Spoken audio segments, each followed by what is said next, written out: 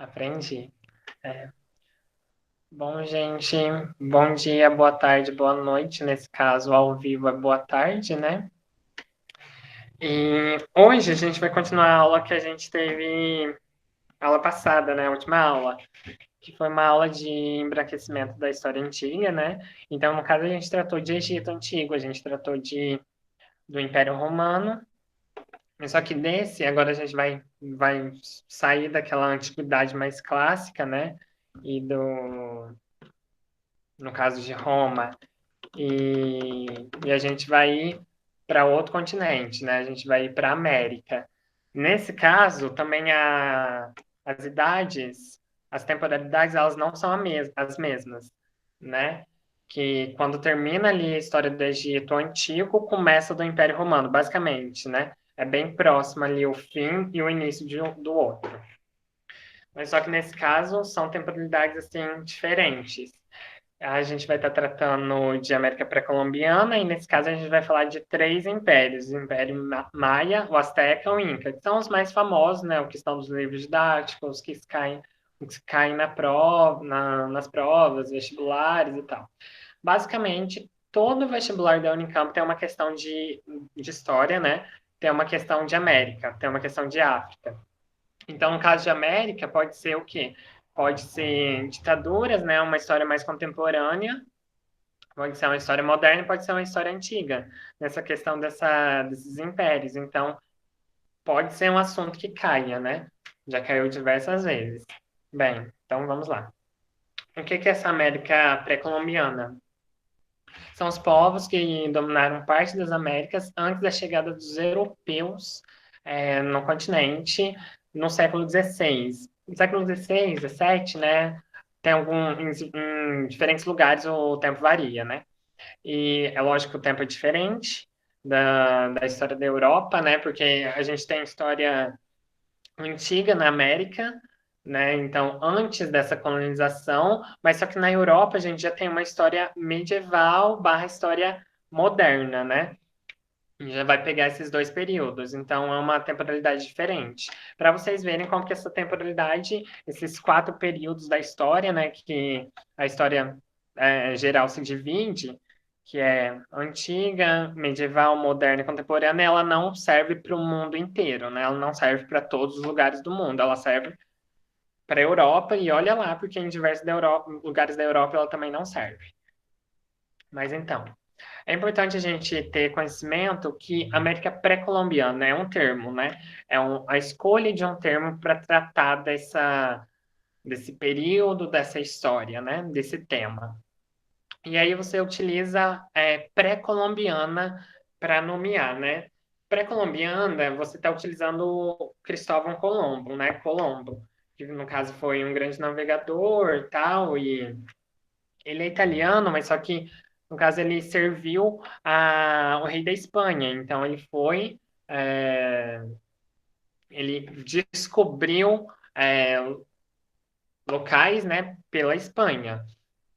E aí você utiliza um homem, que no caso é europeu, que no caso foi o que descobriu, colonizou esses locais e coloca como nome dessa temporalidade.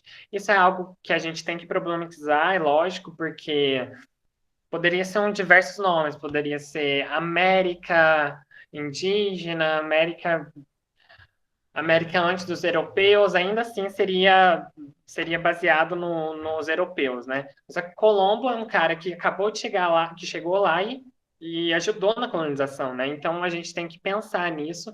Isso vamos dizer assim, que é um tipo de questão que pode cair em prova aberta, sinceramente, porque vai fazer você criticar algo que todo mundo conhece, né? E é algo bem criticável, assim, porque tem vários conceitos que não tratam da Europa, mas que o referencial é europeu. Então, é um conceito eurocêntrico, né? Com a Europa no centro. E, assim, algumas características gerais deles é que eles foram, né, extremamente militarizados, foram poderosos impérios. A questão também das arquiteturas. As cidades, as arquiteturas, assim, elas são grandiosas, muito grandiosas mesmo. A gente vai ver algumas pirâmides. E também tem a questão da população com a população com uma produção agrícola, relações comerciais, e eles também construíam as obras arquitetônicas.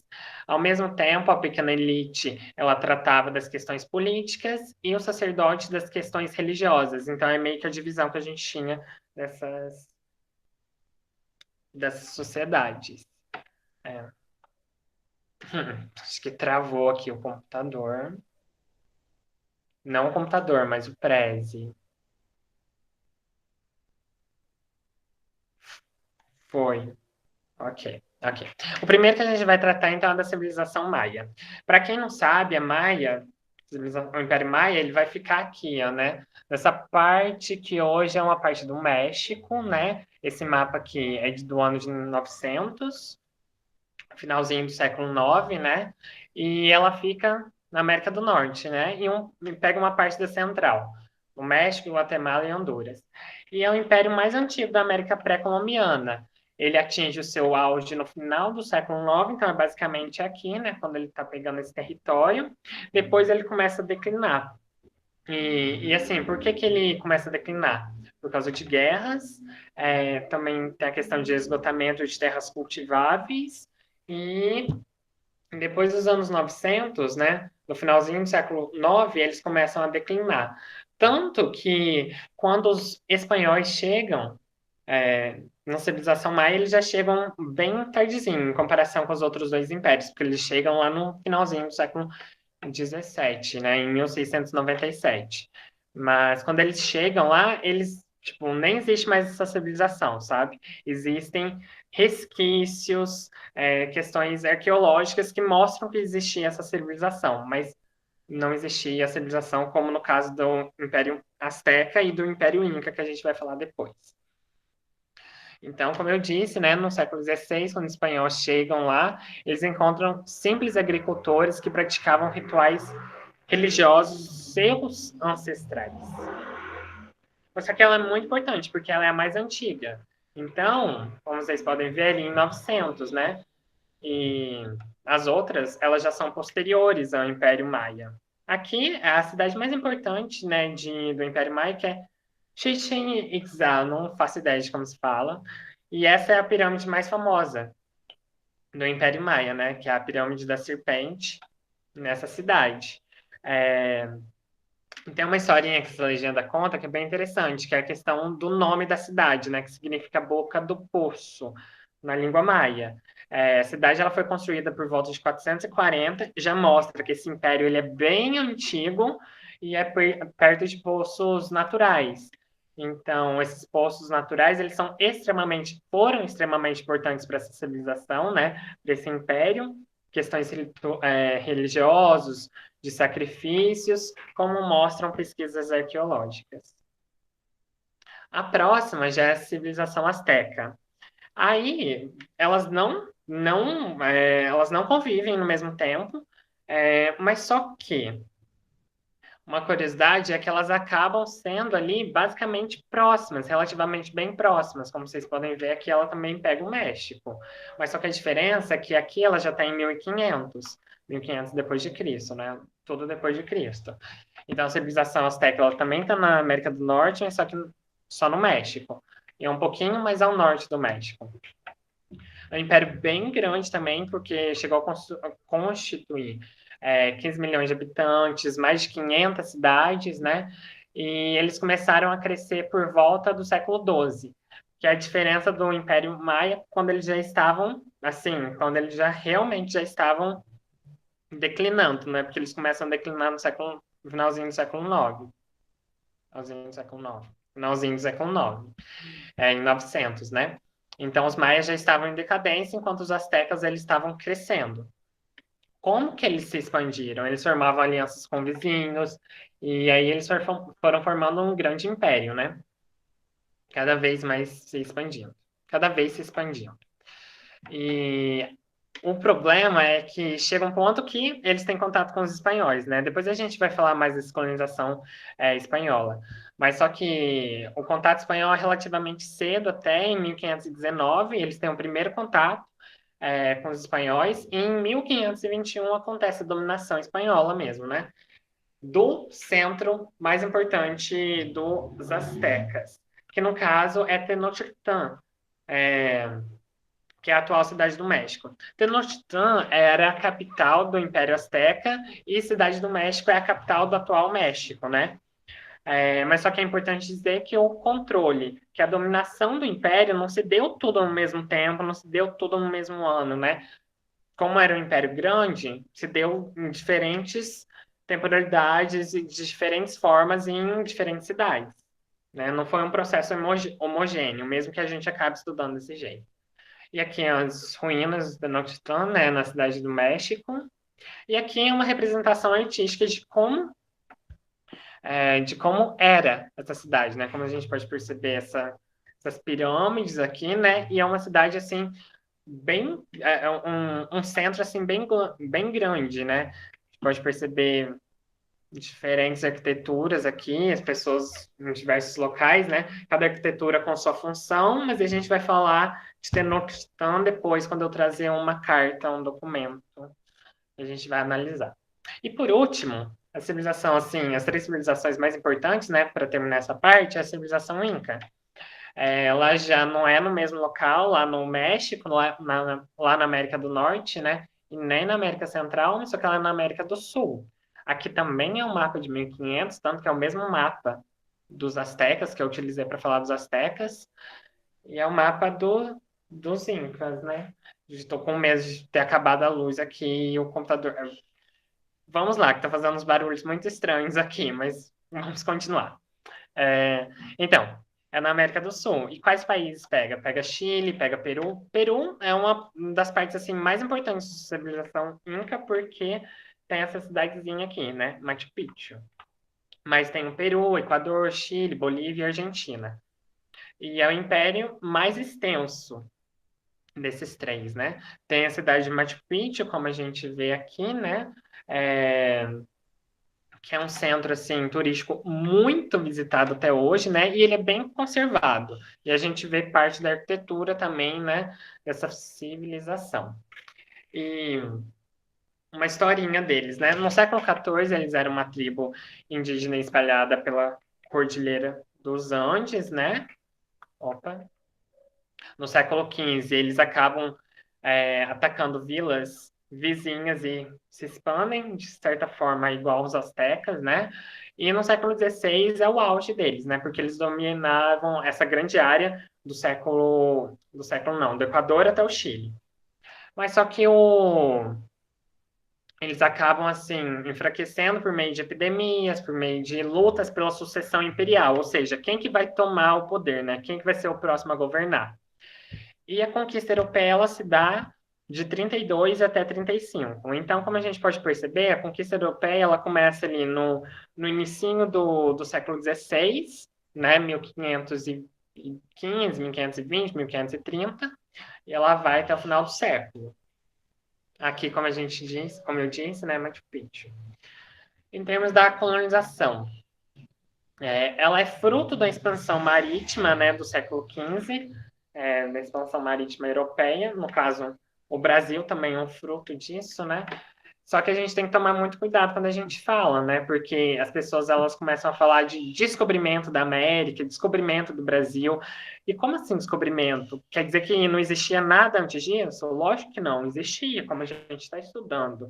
Então, esse termo assim, nem todo mundo usa ele, mas ele, vamos dizer assim também, que ele também não é o mais correto, né? Porque em descobrimento quer dizer que não existia quase nada lá e que ou que existia e que por meio dos europeus terem feito esse contato passou a existir, né? Passou a existir. E esse não é o caso. A América pré-colombiana não precisava de europeu nenhum para ela começar a existir, né? Na história.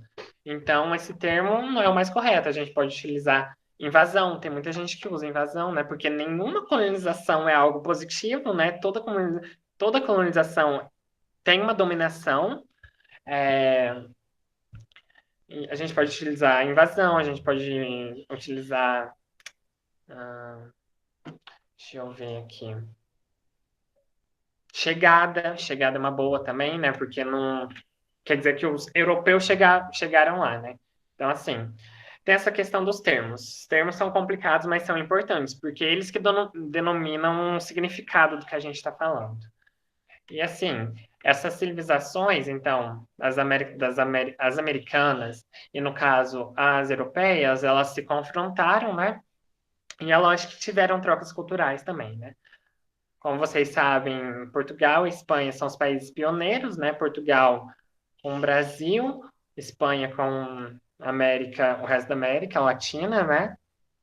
E essa região da América ficou conhecida, né, como um Novo Mundo, já que ela era desconhecida e que nem era o objetivo deles chegarem lá também, né? Porque no caso era as Índias. Eles queriam chegar. Tem a questão da diversidade étnica, né? Porque em todo esse continente existiam diversos povos e diversas civilizações, então, de maneira alguma, inclusive no Brasil, de maneira alguma era algo homogêneo, e foi um processo muito violento também de colonização, né? Milhares de indígenas morreram, muitos foram escravizados, né? Tinham que trabalhar forçadamente, é, e os europeus, né, trouxeram doenças, trouxeram fome, e eles também eram superiores militarmente, né? Então foi um processo extremamente violento, assim como no Brasil. Essa daqui é um documento que, assim, é bem interessante, é a Carta do Espanhol Hernán Cortés. Hernán Cortés foi o homem que comandou a conquista da sociedade asteca, então a gente está falando de Tenochtitlan, né, em 1521. E ele escreve essa carta e ele manda para o rei da Espanha. E essa carta está no livro A Conquista do México, que ele próprio escreve. A gente precisa muito treinar o nosso olhar para analisar documentos, porque no caso é isso que cai em provas de vestibulares, né, principalmente, é a interpretação. Então a gente precisa treinar nosso olhar.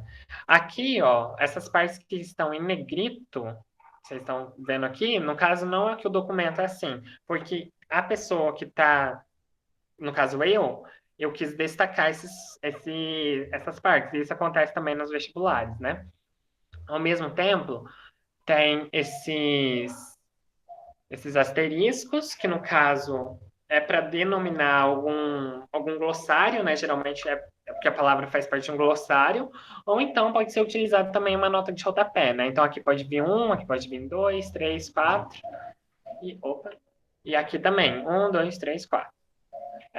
E também a última coisinha que eu queria falar é essa questão dos colchetes. Aqui, ó, no início. Tenochtitlan é uma cidade tão grande como Sevilha e Córdoba. Por que que Tenochtitlan tá em colchetes? Primeiramente, porque não é algo que estava no documento.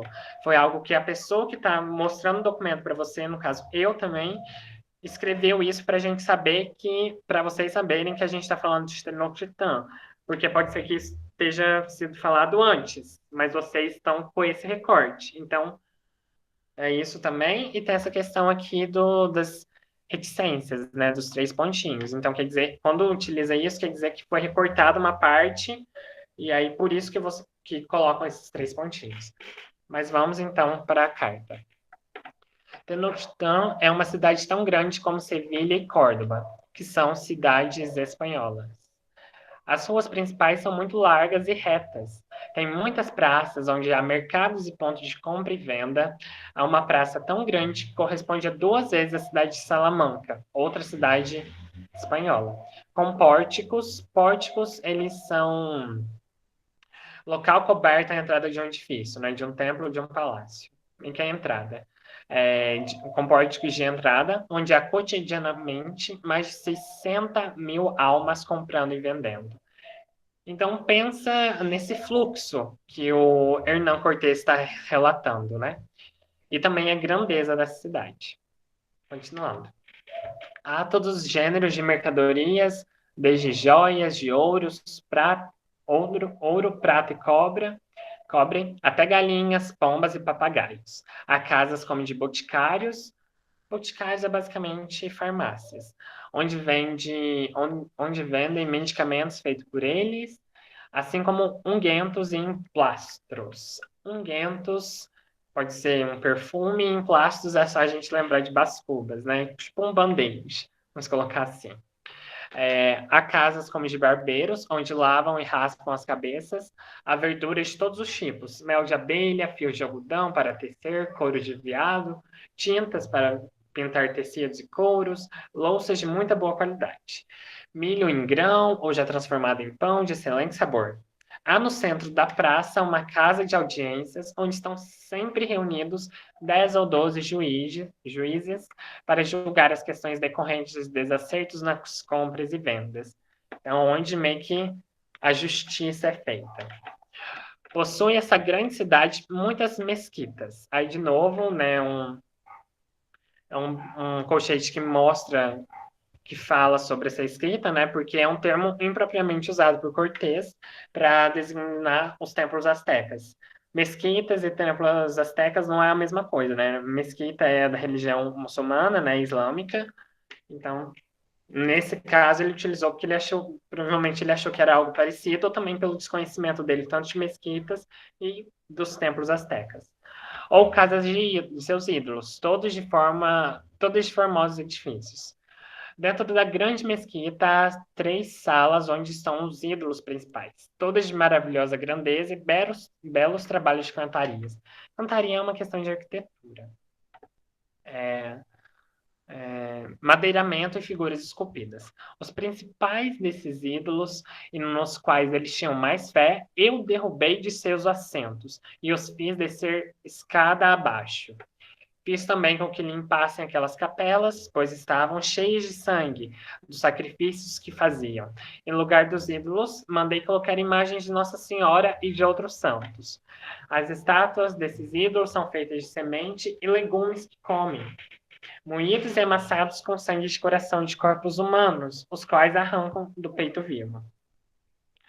As pessoas andam bem vestidas, com boas maneiras, quase da mesma forma como se vive na Espanha. Nos mercados e lugares públicos, há muitas pessoas e especialistas de determinados ofícios que ficam na espera de quem os venha contratar por jornadas. Bem, é uma carta, a gente pegou leu só uma parte dela, né? E assim, tem tanta coisa, ele fala de muitas coisas, né? Ele fala do tamanho da cidade, ele fala da questão comercial, da questão agrícola. Então, assim, é bem interessante. Só que 2 partes que me chamam bem a atenção são esses últimos 2 parágrafos, né? O último parágrafo que mostra a questão da alteridade, né? Alteridade, você vendo o próximo, né? Como que eu, que sou diferente de você, lhe vejo, lhe leio, né? Como que eu te leio, e nesse caso é ele colocando a Espanha como uma civilização, né? E que o pessoal asteca, eles estão quase da mesma forma como se vive na Espanha, né? Então a Espanha é o nível de civilização que ele coloca como exemplo, né? E como norma também. Esse penúltimo parágrafo mostra a questão da religião, né, que é algo bem importante, porque os espanhóis, assim como os portugueses, são extremamente católicos, né? E também essa colonização foi uma dominação religiosa, né? Com os jesuítas e toda essa questão. Então aqui a gente tem o quê? A gente tem a gente, me sumiu a palavra, mas a gente não tem o respeito religioso, acabei esquecendo. Vamos lá. A gente não tem o respeito religioso, né? Então a gente tem a imposição de uma religião, que no caso é a católica, né? Colocar imagens de Nossa Senhora e de outros santos no lugar dos ídolos, né? Dos astecas. Então, aí a gente já mostra o caráter da colonização, né? Que é algo extremamente violento. Se não for violento em termos de mão, de corpos, é uma violência cultural. É uma violência, né, de termos de cultura. E isso também né? Porque eles estão totalmente se lixando, eles estão demonizando aquilo que é a religião deles, né? E aqui uma curiosidade, ele pega e fala desse sangue, que os ídolos deles, né, são feitos com sangue de coração de corpos humanos, os quais arrancam de peito vivo. E não é mentira. Eles tinham, sim, esses rituais. Deixa eu tentar parar a apresentação para mostrar outra coisa. Acho que vai agora. Opa, não vai. Agora vai. Mas então. Eles tinham, sim, esses rituais de sacrifício humano, né? E aqui esse site, eu vou copiar o link, eu vou mandar para você. Mas, essa imagem aqui mostra como que eles faziam esses rituais. Não era só arrancar de peito vivo, né? Eles tinham outras coisas. Mas é bem interessante. E algo da cultura deles, né? Mas ok. Hum, ok. Vamos voltar para a apresentação, então, para a gente terminar essa parte. E eu acho que se vocês tiverem alguma questão dessa intolerância religiosa, gente, intolerância religiosa, lembrei aqui a palavra, o termo correto, né? Mas então, se vocês tiverem alguma dúvida ou alguma questão que vocês queiram colocar dessa carta também, por favor.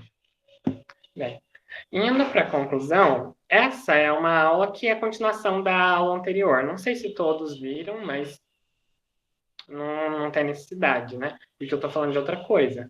A questão é que na aula anterior, eu peguei e falei das pirâmides egípcias e de como tem toda aquela questão dos,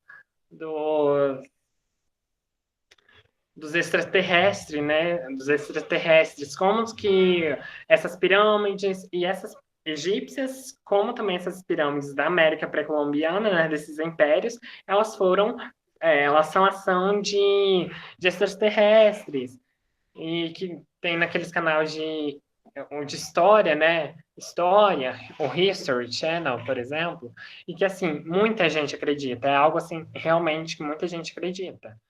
Mas se eu não soubesse de outra coisa, e se eu ficasse só assistindo aquilo, eu não teria outra razão também se não acreditar. Porque eles distorcem qualquer coisa para fazer as narrativas deles. Então, eles distorcem fatos, eles não são justos com as fontes históricas, eles colocam qualquer símbolo, um símbolo de uma arte, eles pegam e já formam uma coisa, já relacionam com uma coisa do espaço, assim, é algo. É fora do normal, né? É algo totalmente injusto, totalmente assim desonesto. Mas ok. E assim, eles não fazem só com as pirâmides egípcias, né? Eles fazem com essas pirâmides também da América pré-colombiana. Mas por que isso ocorre? Bem, primeiramente porque são grandes obras arquitetônicas, né? Elas são monumentais. E esses povos, eles, assim, quais continentes eles são? Egito, a gente está falando do continente africano, né, do norte do continente africano, e History do Olavo de Carvalho, exatamente.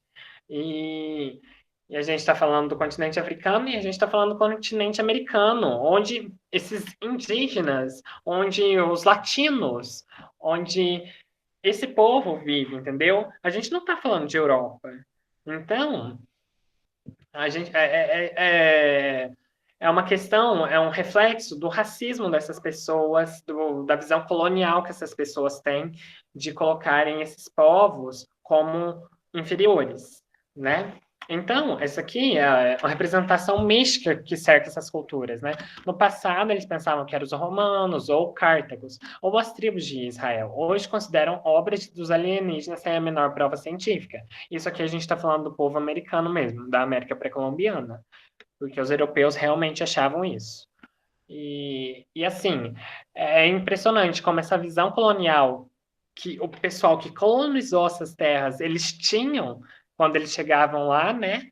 Até hoje é repetido essa visão, mas só que não é mais os romanos ou as tribos de Israel. Agora são os alienígenas. Eu não sei o que é pior. No caso, acho que é os alienígenas. Ainda mais longe. Então, viés preconceituoso, racista, colonialista, que existe desde aquela época. Não é como se aquela época não os europeus também não pensassem isso. Então, a gente não pode colocar as culturas da América, da África, em igualdade com a antiguidade clássica, né? Ninguém fica questionando o Parthenon, né, de Atenas, da Grécia, esse símbolo da democracia, e ninguém fica questionando o Coliseu também, né, do Pão e Circo. Ninguém fica questionando. Não tem um programa falando que essas arquiteturas são de extraterrestres, mas dos povos egípcios, dos povos americanos tem. Então, para concluir, né, é a questão do racismo e do embranquecimento da história antiga, porque vamos lembrar, né? Vamos nos lembrar. A gente está falando de história antiga. Então, história antiga já é algo que é totalmente quando a gente fala de história antiga, as pessoas pensam, né? Grécia, Roma. Então já é aquela visão assim bem branca, né? E que é lógico que a gente utiliza diversas coisas da Grécia, né? E de Roma, as Olimpíadas, democracia, diversas, filosofia, nossa, assim, diversas. A herança deles é gigantesca para o mundo inteiro. No caso, a gente não é diferente disso. Mas só que não existiam só eles.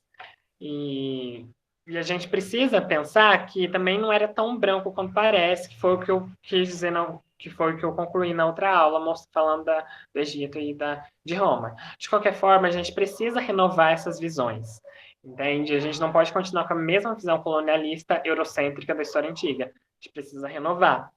E, e é lógico que essa visão que a gente tem de uma história antiga totalmente branca e de uma história antiga onde América e África são extraterrestres, em relações extraterrestres, isso é forjado, de certa forma, pela mídia, né? A mídia mostra isso e a gente costuma reproduzir, né? Porque a gente sabe o poder da mídia. E aí eu vou repetir essa citação, né? Abre aspas. Ficaremos muito contentes se os leitores, após nossa breve análise, olharem com outros olhos os processos de interação cultural na antiguidade, como ações complexas, e que não se limitam à passagem de uma civilização inferior para outra superior, né? Funari e Grilo. Funari foi o meu professor, mas então. A gente não pode ver isso, né, de civilizações que são inferiores e superiores. E também a gente não pode ter essas visões extremamente preconceituosas desses locais. Se vocês tiverem alguma pergunta, por favor, façam. Eu só vou mostrar uma coisinha para vocês, para a gente terminar, uma curiosidade. Eu não sei se vocês, assim... E travou. Mas eu não sei se vocês aprendem quando vocês vão falar de Estados Unidos, mas os Estados Unidos, eles... Vamos de novo. Mas os Estados Unidos, eles... Geralmente a gente começa a aprender a falar dos Estados Unidos ali na independência dos Estados Unidos, na colonização dos Estados Unidos, né? Oh, fui burro demais, coloquei na mesma. Mas... Mas ok. É, vamos lá, por favor, que agora vai. Geralmente a gente começa a aprender a história dos Estados Unidos nisso, né? Nessas matérias. Mas só que os Estados Unidos também eles tinham povos antes da colonização, né? Que no caso também foram fruto de uma colonização espanhola, porque lógico que a gente sabe que a colonização dos Estados Unidos ela foi grande parte, a principal ela foi inglesa, né? Que é o que dá origem às 13 colônias, a colonização aos dois tipos de colonização que a gente sabe que tem, né? Mas só que os espanhóis também chegaram lá. E um exemplo é a cultura mississippiana, deixa eu traduzir aqui. É a cultura mississippiana que foi assim, um povo que não ficava só no estado do Mississippi, o atual Mississippi nos Estados Unidos, mas que eles ficavam em outros, que era maior ali, ficava em Illinois também, em diversos outros estados, mas que eles eram uma civilização também pré-colombiana. Eles são da mesma temporalidade dessas civilizações pré-colombianas e eles são descobertos por meio por meio da colonização espanhola que chega a esse local, né, que chega aos Estados Unidos. Quando os espanhóis chegam lá, eles já não existem mais, assim como os maias, né? São resquícios, são povos que repetem essa cultura, aspectos da religião e também aspectos arqueológicos, mas só que Eles existiam, né, de 800 depois de Cristo até 1600. E, e o Hernando de Soto que chega e explora a área em 1539. Então, uma história assim bem próxima, né, dessa América pré-colombiana, desse Império Azteca, Inca e Maia que eu falei, mas só que é uma história que geralmente a gente não conhece tanto, que a gente já é difícil a gente falar desses três impérios, por isso que eu trouxe eles para revisão, porque é algo que cai e que geralmente não se dá tanta atenção. Mas só que nos Estados Unidos também existiam essas histórias, né? Esses povos pré-colombianos. Só que a gente não fala tanto deles. É mais uma curiosidade também. E aqui, como a gente pode ver, ó, tem vários povos ameríndios. Gente, é mais isso mesmo.